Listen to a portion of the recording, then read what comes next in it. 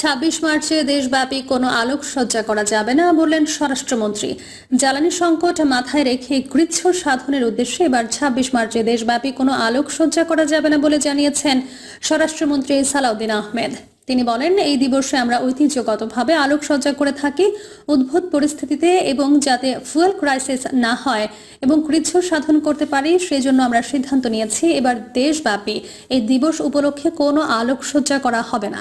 এটা একটা গুরুত্বপূর্ণ সিদ্ধান্ত।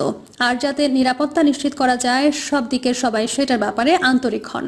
সংশ্লিষ্ট সব ব্যাপার মন্ত্রণালয় এবং জনসাধারণের সবারই আমরা সহযোগিতা কামনা করছি। মন্ত্রী বলেন, ২৫ মার্চ গণহত্যা দিবস পালন করা হবে অত্যন্ত ভাব গাম্ভীর্যের সাথে, অত্যন্ত বেদনার সাথে। সেটা যথাযথ মর্যাদায় আমরা অতীতের মতো করেই পালন করব।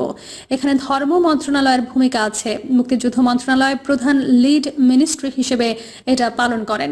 স্বরাষ্ট্র মন্ত্রণালয়ের দায়িত্ব হচ্ছে আমরা নিরাপত্তার সব বিষয়াদি দেখাশোনা করব।